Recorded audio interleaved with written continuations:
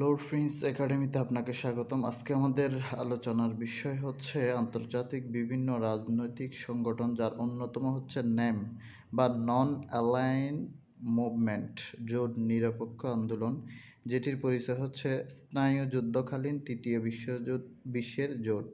প্রতিষ্ঠিত হয় 1961 সাল। সদস্য সংখ্যা 120। সর্বশেষ সদস্য আজারবাইজান ও ফিজি। বাংলাদেশ সদস্যপদ লাভ করে 1973 সালে আলজিয়ার্সের চতুর্থ সম্মেলনে।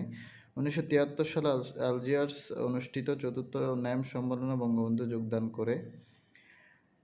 সদর দপ্তর নেই, তবে জাকার্তায় অনানুষ্ঠানিক সদর দপ্তর রয়েছে। সভাপতি আজারবাইজানের প্রেসিডেন্ট ইলহাম এলিয়েভ। শীর্ষ সম্মেলন প্রথম বেলগ্রেডে 1961 সালে। পরবর্তী সম্মেলন যেটি অলরেডি হয়ে গেছে 20 জানুয়ারি 2024, 19তম, উগান্ডার রাজধানী কাম্পালায়।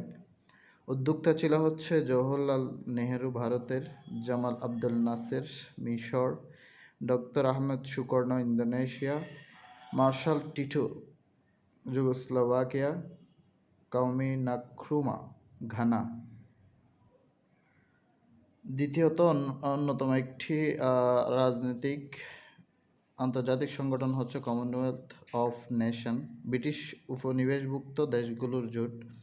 প্রতিষ্ঠা হয় 1950 সালে। প্রেক্ষাপট হচ্ছে 1926 সালের বেলফুর ঘোষণা এবং 1929 সালের ইসরায়েল কনফারেন্স। পরিধি হচ্ছে উন্নয়ন, গণতন্ত্র ও শিক্ষা। ভাষা হচ্ছে ইংরেজি। প্রতীকী প্রধান হচ্ছে রাজা তৃতীয় চার্লস বর্তমান।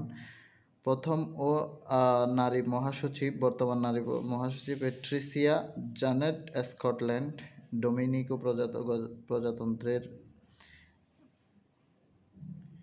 সদস্য দেশ হচ্ছে 56টি, এশিয়ার 8টি, ইউরোপের 3টি, আফ্রিকার 21টি, ক্যারিবিয়ান অঞ্চলের 13টি, প্রশান্ত মহাসাগরীয় অঞ্চলের 11টি। সার্কভুক্ত দেশের মধ্যে সদস্য নয় নেপাল, ভুটান ও আফগানিস্তান। সর্বশেষ সদস্য হচ্ছে গ্যাবন ও টুগো।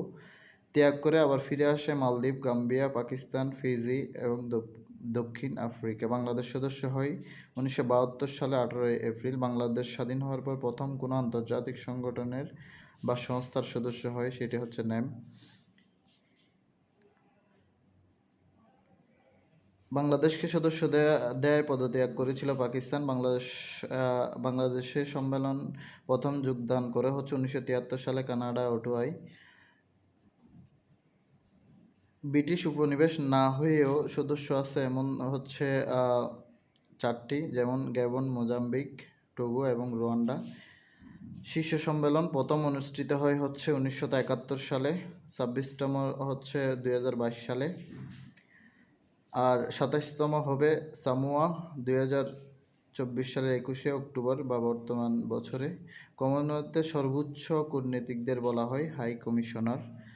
ধন্যবাদ বন্ধুরা, আজকে পর্যন্তই।